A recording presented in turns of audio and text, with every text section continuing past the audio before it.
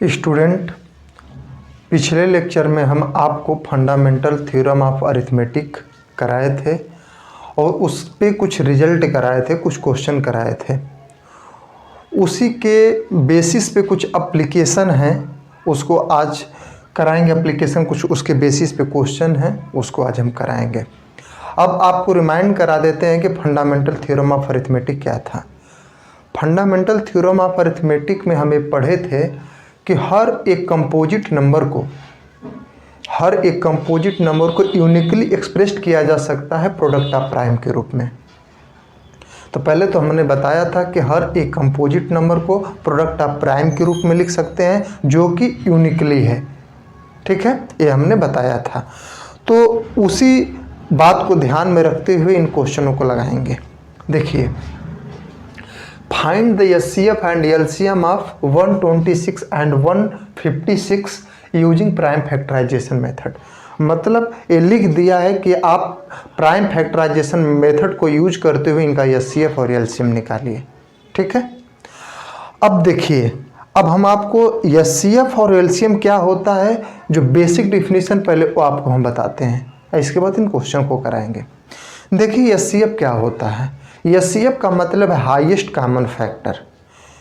कोई भी दो नंबर आप ले लीजिए, जैसे आप ले लीजिए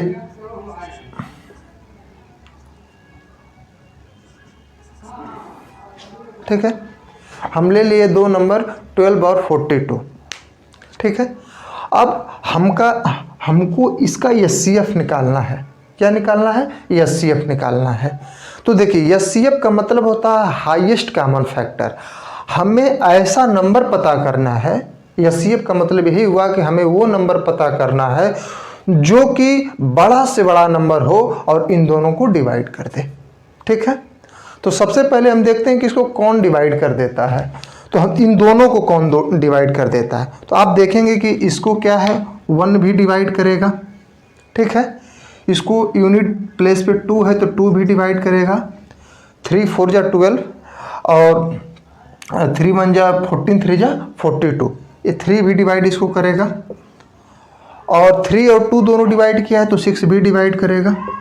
ठीक है, अब देखिए, आपको कोई ऐसा नंबर नहीं मिलेगा जो कि 12 और 42 दोनों को डिवाइड कर दे। ठीक है, तो अब हम यही कहे हैं कि एचसीएफ किसी दो नंबर का वही होता है जो कि ऐसा नंबर जो दोनों को डिवाइड कर दे, और जो कि सबसे बड़ा होना चाहिए। उसके बाद ऐसा कोई नंबर नहीं मिलना चाहिए जो इन दोनों को डिवाइड कर दे। तो देखिए, 6 एक ऐसा नंबर है जो कि दोनों को डिवाइड कर रहा है, और 6 से बड़ा ऐसा कोई नंबर नहीं मिलेगा जो इन दोनों को डिवाइड कर दे। इसका मतलब 6 हमारा क्या है? एचसीएफ है।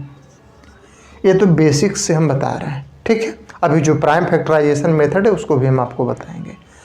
अब देखिए, इसी तरीके से एलसीएम क्या होता है। अब एलसीएम हम ले लेते हैं 8 ले लेते हैं और 8 ले लेते हैं और 3 ले लेते हैं, ऐसा ले लेते हैं। ठीक है,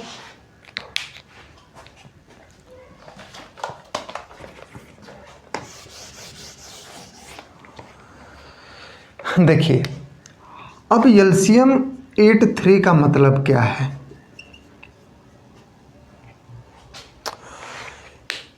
अब हमें इसमें एलसीएम दो नंबर का वह नंबर होता है जिसमें हम कहते हैं कि 8 और 3 वह नंबर, मतलब कि ऐसा नंबर हमें पता करना है जिसको कि 8 भी उसको डिवाइड कर दे और 3 भी डिवाइड कर दे, लेकिन वह नंबर सबसे स्मॉलेस्ट होना चाहिए।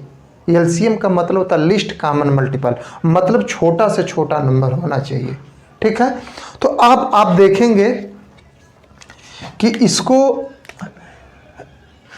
आप देखेंगे कि 24, 8 भी इसको डिवाइड कर दिया, 3 भी इसको डिवाइड कर दिया। 48 भी देखेंगे तो ऐसा है कि जो कि 8 इसको भी कर देगा, 3 भी 48 को डिवाइड कर देगा। लेकिन आप तो ऐसे बड़ा बहुत नंबर पा जाएंगे, लेकिन 24 से ऐसा छोटा नंबर आप नहीं पाएंगे जो कि यह दोनों नंबर इसको डिवाइड कर दे। ठीक है, तो इसका मतलब यह हुआ कि 24 वह छोटा नंबर है जिसको 8 भी डिवाइड कर दे रहा है और 3 भी डिवाइड कर दे रहा है। इसलिए इन दो नंबर का एलसीएम क्या होगा? 24 होगा। बात समझ में आई? और एचसीएफ में क्या था? हमें ऐसा नंबर खोजना था जो उन दोनों नंबर को डिवाइड कर दे। लेकिन अब एलसीएम में क्या? एलसीएम में ऐसा नंबर खोजना है जो कि ये दो नंबर उसको डिवाइड कर दे, लेकिन छोटा से छोटा होना चाहिए। और एचसीएफ के केस में बड़ा से बड़ा होना चाहिए। यह बेसिक डिफरेंशन है। अब आते हैं अपने क्वेश्चन की तरफ। ठीक है,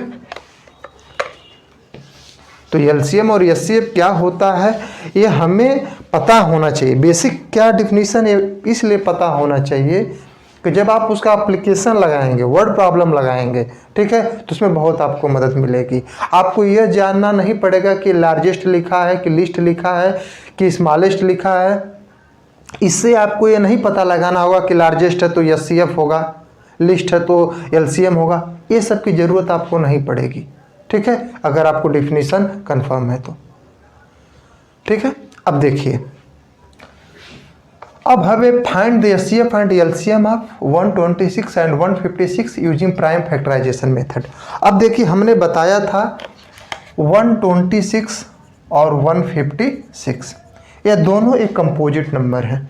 ठीक है, अगर यह कंपोजिट नंबर है तो फंडामेंटल थ्योरम ऑफ अरिथमेटिक कहता है कि इनको आप यूनिकली एक्सप्रेस कर सकते हैं प्रोडक्ट ऑफ प्राइम के रूप में। तो इसको हम प्रोडक्ट ऑफ प्राइम के रूप में पहले एक्सप्रेस कर रहे हैं। देखिए क्या होगा, 126 का प्राइम फैक्टर निकालेंगे, 2 6 जा 12, 2 3 जा 6,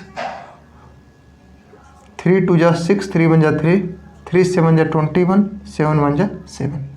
ठीक है, मतलब 126 को आप लिख सकते हैं 2 × 3 स्क्वायर × 7 के पावर 1, यही तो लिख सकते हैं। ठीक है, अब इसी तरह 156 को आप देख लीजिए, 2 7 जा 15, 2 8 जा 16, 2 7 जा 14 और 1 2 8 जा 16, 2 3 जा 6, 2 9 जा 18। ठीक है, 13 3 जा 39, 3 1 जा, आप ऐसे भी कर सकते हैं, 3 फिर 13 कम 13। ठीक है, अब देखिए 156 को क्या लिख सकते हैं, 2 स्क्वायर × 3 × 13। ठीक है, ऐसे लिख सकते हैं। अब एक बात का ध्यान दीजिए,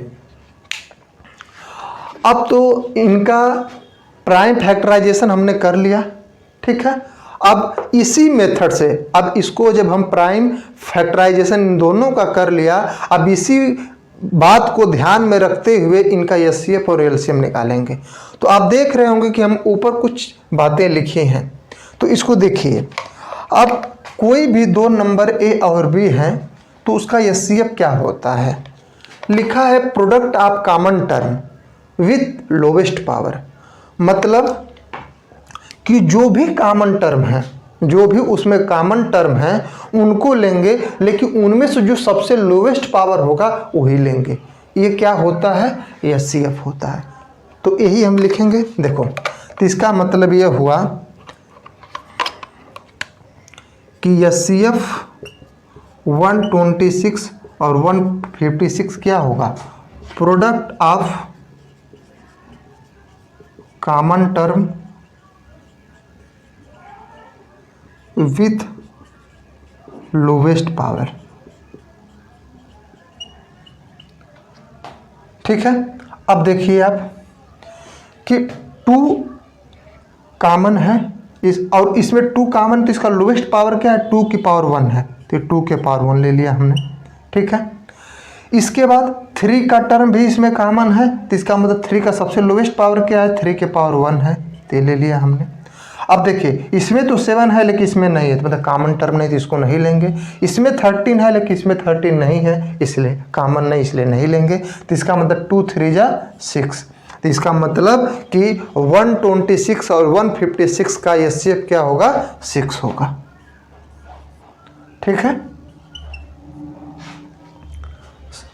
हाँ, हमें लगता है कि अब आपको समझ में आ गया होगा। ठीक है, अब देखिए, अब एलसीएम कैसे निकालेंगे?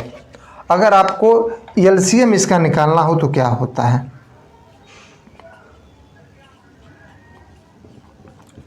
अब देखिए एलसीएम का क्या होता है, लिखा है मैंने ऊपर कि प्रोडक्ट ऑफ प्राइम, जो भी प्राइम है उनका प्राइम फैक्टर जो है उनका प्रोडक्ट लिखा जाएगा विथ हाईएस्ट पावर, जो कि अब आप तो जब उसको सबसे पहले आप तो प्राइम फैक्टर्स के रूप में लिखे ही हैं, ठीक है, तो आप उसमें से वो सभी प्राइम फैक्टर लिए जाएंगे, लेकिन एक बात है कि जो हाईएस्ट पावर है वो लिया जाएगा, ठीक है। अब देखते हैं, अब ये 2 दोनों में है, तो 2 दोनों में है तो सबसे हाईएस्ट पावर क्या है, 2 स्क्वायर है, तो 2 स्क्वायर हमने ले लिया, ठीक है। इसमें 3 का टर्म है तो सबसे हाईएस्ट पावर क्या है, 3 स्क्वायर है, तो वो हमने ले लिया, ठीक है। अब देखिए लिखा है प्रोडक्ट, इसलिए हम मल्टीप्लाई करते चल रहे हैं, ठीक है। अब देखिए इसमें 7 के पावर 1 है, इसमें 7 के पावर कोई नहीं, लेकिन हाईएस्ट पावर अगर देखा जाए इन दोनों में तो इसमें तो 7 के पावर 0 है, 7 के पावर कोई टर्म नहीं है, यहाँ पे 7 के पावर हाईएस्ट क्या है, 7 के पावर 1, तो यहाँ पे 7 के पावर 1 लिखेंगे। इसमें क्या है, 13 के पावर 0 है, लेकिन इसमें 13 के पावर 1 है, तो इसमें 13 के पावर 1 लिखेंगे, ठीक है। अब देखिए इसको मल्टीप्लाई कर देते हैं, क्या होगा, 2 2 जा 4, 3 3 जा 9 इंटू 7 इंटू 13, तो 9 4 जा 36 और 13 7 जा 91, तो अब 91 और 36 का मल्टीप्लाई कर लीजिए, तो 91 और 36, 6 1 जा 6, 3 1 3, 6 9 54, 3 57 और 9 3 27, 27 27 5 32, मतलब क्या हो जाएगा 3276, इसका क्या होगा आंसर होगा, एलसीएम होगा, ठीक है। यह आप लोग को हो सकता है न दिख रहा हो तो लिख लीजिए कि एचसीएफ क्या आया है, 3276 आया है, ठीक है। अब देखिए, तो आपका फर्स्ट क्वेश्चन हमने लगा दिया कि अब इसी तरीके से कोई भी क्वेश्चन आता है तो आप ऐसे लगा लोगे। एचसीएफ जब निकालोगे तो आप क्या निकालोगे, प्रोडक्ट ऑफ कॉमन टर्म, उसमें कॉमन टर्म का ध्यान देना है और विथ लोवेस्ट पावर लेंगे, ठीक है। जब एलसीएम निकालेंगे तो कॉमन टर्म का ध्यान देने की जरूरत नहीं है, लेकिन प्रोडक्ट ऑफ क्या लेंगे, prime factor with highest power, ठीक है। इन बात का ध्यान आप दीजिएगा। अब आते हैं दूसरे क्वेश्चन पे। तो एक हम थोड़ा सा एक्टिविटी करते हैं, ठीक है, एक हम एक्टिविटी करते हैं। देखिए अब इस क्वेश्चन पे ना करके एक छोटा सा क्वेश्चन लेते हैं, उस पर आपको बताते हैं। बड़ा क्वेश्चन पे समझाने पे कोई मतलब नहीं है। देखिए हम क्या समझाना चाहते थे आपको।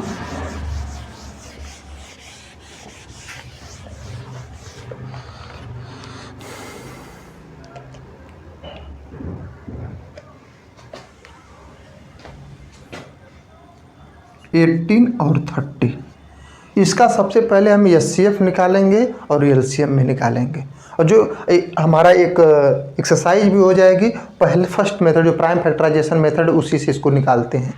तो जब आप 18 को क्या लिख सकते हैं, 2 3 6 3 18, ठीक है, इसका मतलब 2 × 3 स्क्वायर, ठीक है।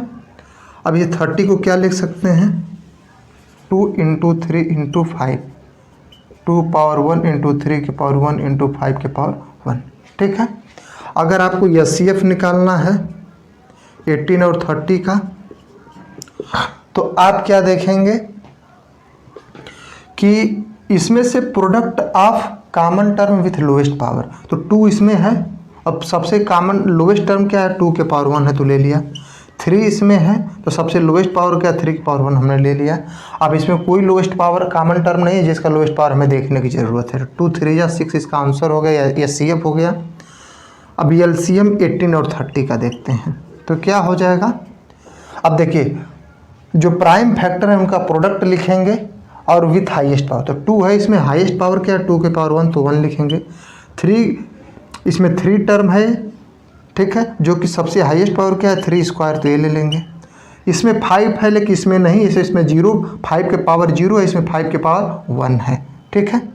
आप लोग को ये हो रहा होगा कि हाँ 5 की पावर 0 क्या, इसमें अगर मैं 1 लिख दूं तो कोई दिक्कत तो नहीं है, और 1 को किसी के पावर 0 के बराबर लिख सकते हैं। ठीक है, यह बात आप लोग ध्यान दीजिए। तो अब इसमें 5 के पावर 1 तो क्या हो जाएगा 2 × 9 × 5। ठीक है, तो क्या हो जाएगा 9 5 जा 40, 5 2 जा 90, इसका क्या होगा एलसीएम 90 होगा। ठीक है, अब हम आपको एक बात बता रहे हैं, देखिए हम एक एक्टिविटी करेंगे, अभी उसका मतलब ये नहीं है कि हम क्यों कर रहे हैं, लेकिन अभी आप इस चीज़ को समझ जाएंगे। अब हम क्या करते हैं, इन दो जो नंबर का एचसीएफ आया है और एलसीएम आया है उसको मल्टीप्लाई करते हैं। मतलब जो एचसीएफ 18 और 30 का आया है और जो एलसीएम आया है 18 और 30 का, उसको मल्टीप्लाई करते हैं। तो देखिए क्या है, एचसीएफ 18 30 का 6 आया था और एलसीएम क्या आया था 90 आया था। तो आप ये क्या हो जाएगा 540। ठीक है, अब देखिए, अब एक काम तो यह हो गया। अब एक काम और करेंगे, जिन दो नंबरों का हम एचसीएफ और एलसीएम निकालें उसको आपस में प्रोडक्ट करेंगे। एक क्या है 18 है एक नंबर, एक 30 है, इसको प्रोडक्ट करिए तो क्या आएगा 540 आएगा। अब आपको आप ऑब्जर्व कीजिए, आपको कुछ समझ में आ रहा होगा। आप ये देख पा रहे होंगे कि जब उन दो जो नंबर हैं उनका एचसीएफ और एलसीएम निकाल कर प्रोडक्ट कर रहे हैं तो वही आ रहा है, और उन दो नंबर का भी प्रोडक्ट कर रहे हैं तो वही आ रहा है। ठीक है, तो यही बात मैं रिजल्ट के रूप में लिखा हूँ कि अगर कोई दो नंबर है, ठीक है, अगर उनका प्रोडक्ट जो होगा उनके एचसीएफ और एलसीएम के प्रोडक्ट के बराबर होगा। मतलब कि product of two number equal to क्या होगा HCF of two number into LCM of two number. ठीक है, अब इसी के बेसिस पे आपका सेकेंड क्वेश्चन है। ठीक है,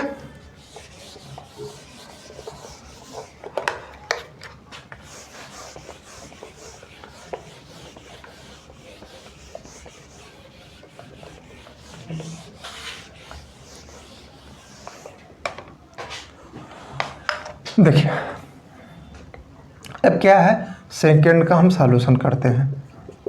क्या कहा है कि the HCF of two number is 23।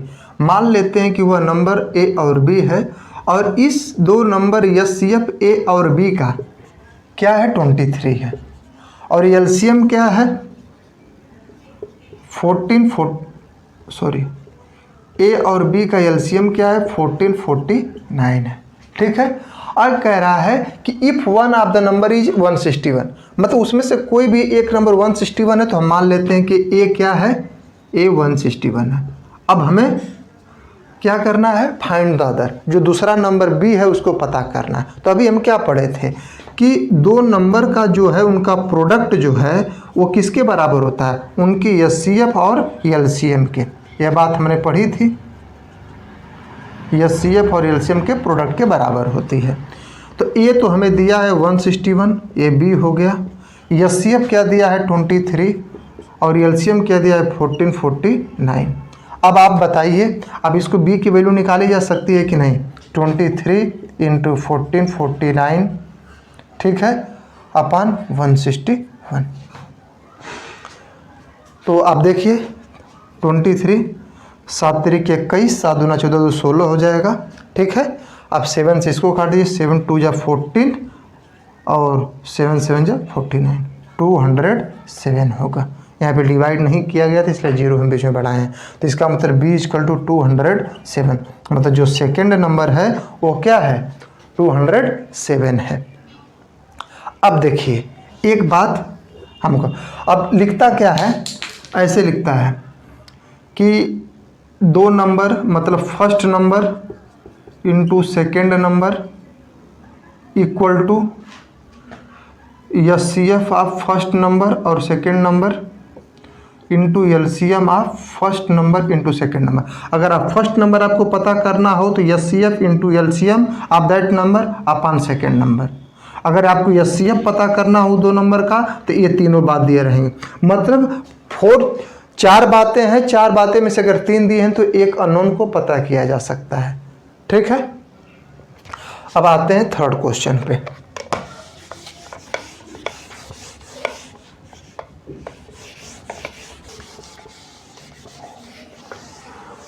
तो देखिए अब हम आते हैं तीसरे क्वेश्चन पे। तीसरा क्वेश्चन कहता है find the largest number which divide 245.1037 leaving remainder 5 in each case. कह रहा है कि आप वह बड़ा से बड़ा नंबर पता करो जो कि 245 को भी डिवाइड कर दे, 1037 को भी डिवाइड कर दे, लेकिन एक उसमें बात जोड़ा है कि leaving remainder 5 in each case. आप ऐसा नंबर पता, बड़ा से बड़ा नंबर पता करो जो कि आप जब इनको डिवाइड करो तो रिमाइंडर हर केस में 5 आए। क्वेश्चन समझ में आ गया होगा कि हमें वह बड़ा से बड़ा नंबर पता करना है जो कि 245 ओवर 1037 को डिवाइड करें तो हर केस पे रिमाइंडर 5 आए। अब जैसे देखिए, जैसे मैं 7 को 26 से 26 में डिवाइड कर रहा हूं तो 7 3 या 21, 5 रिमाइंडर आ गया। ठीक है, अगर मैं इसमें 5 घटा दूं, 26 में से पहले ही 5 घटा दूं तो 21 जो कि कंप्लीटली डिवाइड हो जाएगा। ठीक है, तो सबसे पहले उसने कहा है कि हर एक केस में 5 रिमाइंडर बच रहा है, तो हम क्या करेंगे, हर एक केस में 5 घटा देंगे जो कि इस बात की पूर्ति हो जाएगी कि जो 5 रिमाइंडर बच रहा है। ठीक है, तब इसके सलूशन पे आते हैं। हमने बताया कि अगर हर केस में रिमाइंडर बच रहा है तो उन रिमाइंडर को क्या करेंगे, उन दोनों नंबर में से घटा देंगे। तो हमारा ये प्रॉब्लम जो लिविंग रिमाइंडर जो कह रहा है वो तो सॉल्व हो जाएगा। तो आप क्या करो, 245 एक नंबर है, हर एक नंबर क्या है 1037 है, सब में रिमाइंडर 5 बच रहा है तो यहाँ से भी घटा लो तो क्या हो जाएगा 240 हो जाएगा, इसमें से अब जब घटाओगे तो 1032 हो जाएगा। क्लियर इतना। अब एक बात आप देखिए, अगर ठीक है, अब हमारा जो लिविंग रिमाइंडर की जो बात थी वो सॉल्व हो चुकी है। अब क्या कर रहा है, बड़ा से बड़ा नंबर पता करना है जो डिवाइड कर दे।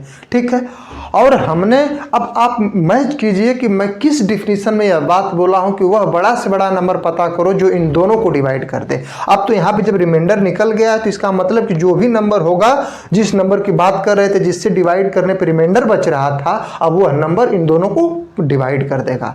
ठीक है, तो अब ये मैं किस डिफिनीशन में ये बताया था कि वह दो ऐसा नंबर होगा, बड़ा से बड़ा नंबर जो इन दोनों को डिवाइड कर देगा, यह किसकी डिफिनीशन है। तो हम एचसीएफ में यही बात बताया था कि एचसीएफ क्या होता है, एचसीएफ दो नंबर का वह नंबर, बड़ा से बड़ा नंबर होता है जो उन दोनों को डिवाइड कर देता है, यही बताया था। तो इसका मतलब क्या हुआ कि हमें यही निकालना है लार्जेस्ट नंबर, हमें निकालना है लार्जेस्ट नंबर विच डिवाइड्स। अब किसको हमें डिवाइड कराना है, 240 और 1032 को, 240 एंड 1032 को।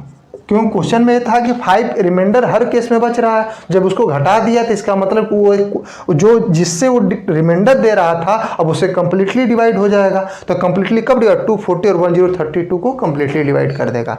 तो अब ये किसके बराबर होगा, एचसीएफ 240 और 1032। अब इसका एचसीएफ आप लोग निकाल सकते हैं, देख लीजिए, हम इसको डिवीजन मेथड से निकाल लेते हैं। ठीक है, 245 1032 तो क्या हो जाएगा, देखिए 24 और 96, 4 बार देखें, 404 4 4 जा 16, 4 दूना क्या 8 9, 160, 202, 13 में से 6 जा 7, अब यहाँ पे ऐसे हो गया 240। अब देखिए ये कितने बार जाएगा, 4 दूना 8, 4 7 28, 3 दूना के 6, 3 7 21। ठीक है, 3 दूना 6, 3 7 21, 10 में 6 जा 4, और यहाँ पे 3 में से गया 2 हो जाएगा। ठीक है, और तो अब फिर 72 में करेंगे, 24 तो 24 थे 72, मतलब इसका एचसीएफ क्या होगा 24 होगा, इसका एचसीएफ क्या होगा 24। तो इसका मतलब हमें इस क्वेश्चन का वह बड़ा से बड़ा नंबर मिल गया 24, जो इन दोनों को डिवाइड करने पर हर एक केस में रिमाइंडर क्या देगा, 5 देगा।